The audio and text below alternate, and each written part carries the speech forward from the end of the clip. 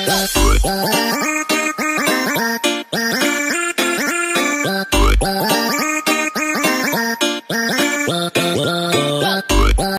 guys! Welcome back guys sa aking channel. So for this video, nandun po yung mga sili espada ko. So kunin natin yung mga damo or magguna tayo sa mga damo. Kasi marami ng damo. So kailangan po talaga linisin natin yung damo para tuloy-tuloy yung tubo niya. At saka pakita ko sa inyo guys yung marami na po siyang bunga. Yan, so isuot po natin tong ating kao para walang init, di ba? Saka magkuha tayo ng garod. Yung garod namin, oh. Dito lang namin nilagay yung garod. Ayan. So, ayan. So, ipakita ko na sa inyo yung mga sili nandito sa likuran sa bahay ni Tatay Andres. Kasi ako yung nagtanim nito. Ayan, oh. Marami na siyang bunga at saka yung bulak. Ayan, tingnan natin. Ayan guys, oh. Ayan, marami na siyang bunga, no. Ito na po yung nilagyan ko ng abono. Ang dami na niyang bunga at saka mayroong bulak. Yan, o. Ang dami niyang bunga. So mag-harvest tayo mamaya. Pagkatapos natin magkuna. Ayan. Ayan, o. Yung bunga niya. 1, 2, 3, 4, 5.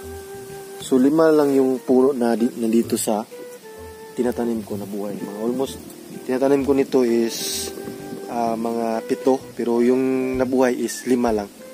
So ayan, ilagay ko muna tong kamera para mangguna ta.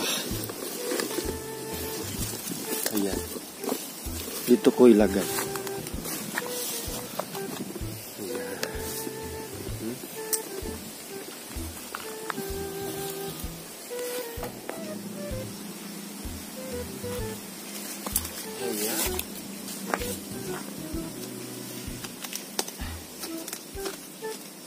Kailangan ko talaga na sa kanilang malapit na sa kanilang puno, kailangan kunin talaga yung mga tawag ito, yung mga damo. Ayan, o.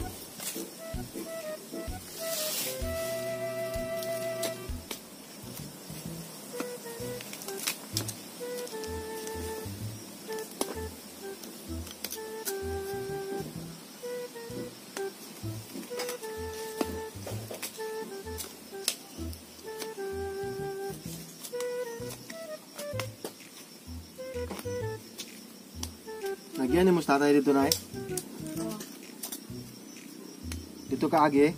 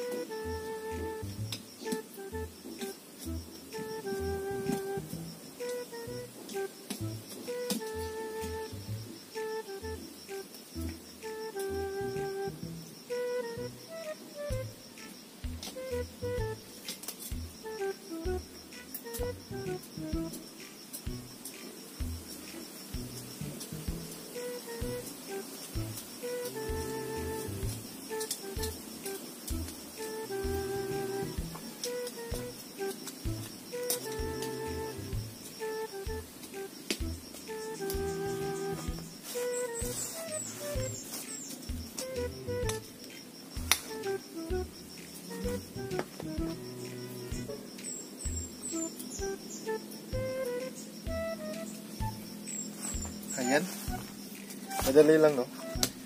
Madali lang matapos kasi 5 lang yung puno na natanim ko. Yan, no? Finish na. Wala na siyang mga damo sa kanyang kanan. So, bungkalin na natin siya para mapertil yung lupa. Yan, no? Dami lang bunga. Yan. So ngayon, pagkatapos natin nito mamungkalin, is kuha tayo ng sudlanan. Mag-harvest tayo. Kasi yung iba is ready to harvest na. Saktong-sakto si nanay is nagtinula siya ng isda.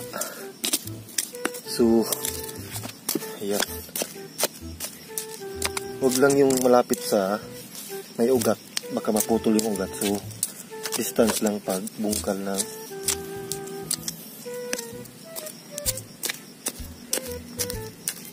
lupa, no? Ito, marami ito. Marami siyang bunga. Ayan, so tapos na tayong guna. Ngayon, kukuha tayo ng sudlanan. Kasi mag-harvest tayo ng sili espada. Yan ko muna ilagay yung aming garod. Yan. Butangan lang tanag ko, anay. May sili at sili espada rito. Saan yung kuhan? Yan, yung tinulang isda. Magkuha ko kuhan, ay. Magkuha ko sili espada. Saktong-sakto, no? Nagtinula si nanay. So, mag-harvesta. Yes. Ito lang sa aming likuran. Yan. Wow. Dami niyang bunga. Yan, no?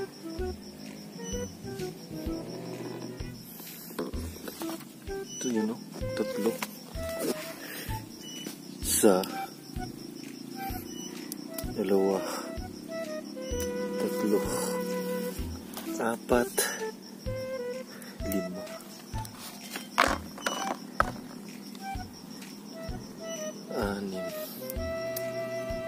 Ito.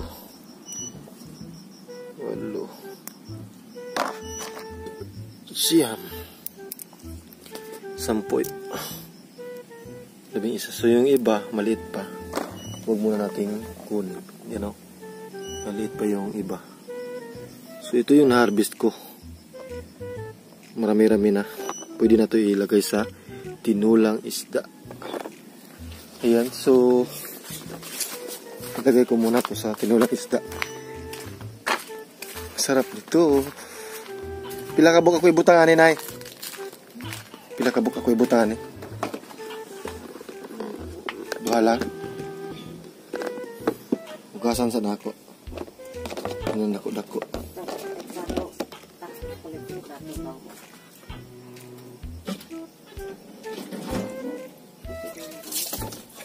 Kaugaw akong kuwan. Akong kamot. Lapok. Ilan ni siya kuwan na? Nay? Ilan ni siya ka ng pikason?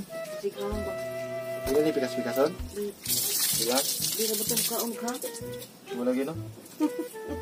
Si tatay talaga, hindi siya kakain ng hang. So,